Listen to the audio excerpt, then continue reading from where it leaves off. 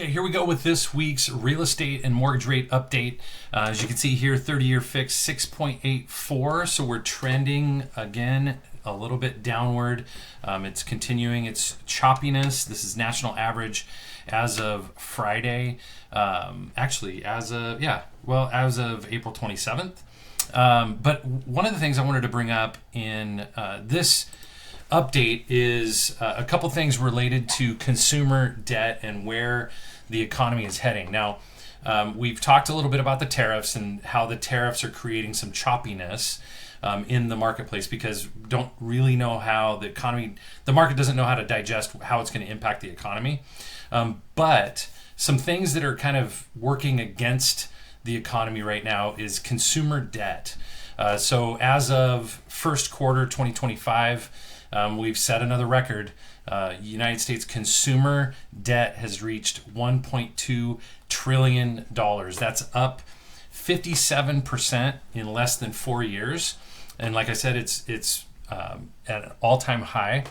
And then LendingTree just did a survey with 2,000 individuals aged ranging from 18 to 79 years old about utilizing buy now, pay later, which is separate from like credit card usage and often isn't even on people's credit.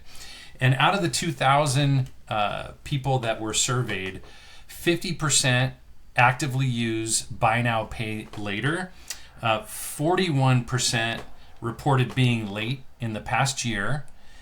33% of those feel like they're bridging the gap between paycheck to paycheck by utilizing the buy now, pay later. So again, this is just pointing toward a consumer that has a lot of debt, and it's unsustainable to consider that this type of consumer spending will continue.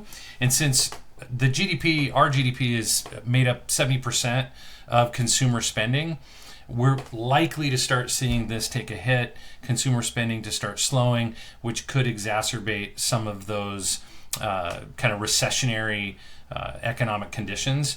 Now, here's some news for recession. Now, first of all, as I mentioned, this choppiness continues. We are moving in the right direction. Up is good for rates. Down is bad for rates. You can see we've continued this choppiness. And when you see big moves like this, it just means it's really volatile because that's a lot of movement in one day. But here's something I wanted to point out with regard to recessions.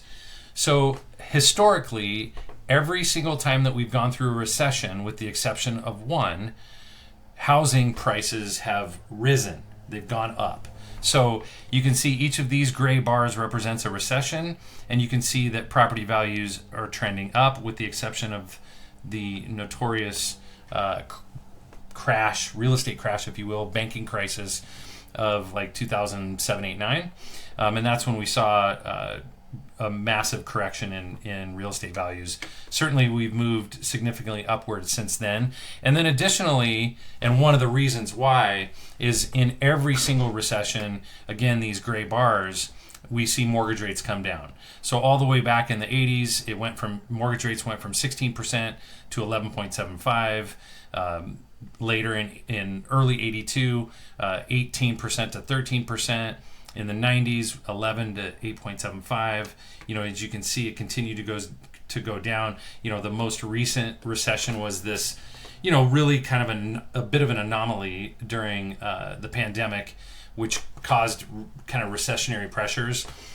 We went 3.75 to 2.75. So there's a likelihood that if we're heading towards a recession, as many analysts believe, not only from the potential impact of tariffs, which, speaking of tariffs, the ones that were put in place on China, it typically takes about 60 days for us to see the impact of those. And so, we'll start to see probably right around Mother's Day the impact of that, where it's going to start potentially impacting jobs related to people that unload ships and so forth.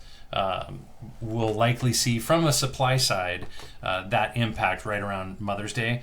But if we are in fact heading towards a recession, it may be good news for mortgage rates and property values. Now, those two things together kind of create a perfect storm of crazy demand. Now, if we look at maybe 2022, people slowing their pace of buying because of high mortgage interest rates, there's a lot of pent-up demand that's occurred over the last 2.5, 3 years, that if we do start to see mortgage rates come down, it's really going to be a ton of demand that gets kind of opened up into the marketplace. So you're going to start to see multiple offer situations. You're going to start to see bidding over ask price and those types of things. So, my advice oftentimes to buyers, particularly in this environment where their number one question is now the right time to buy? I think if you can afford to buy, if you can afford it at today's mortgage rate, things will get better. But what you can't do is refinance the price of the home. And so I think it's very encouraging right now that our clients are getting like credits, 2-1 buy down, closing cost credits, things like that. Those will start to disappear as more and more competition enters the market. So if you have any questions, feel free to reach out. But this is a big, kind of big on the news front about what the economy is doing and what's leading to some of these economic pressures. All right. Thanks so much. Talk to you soon.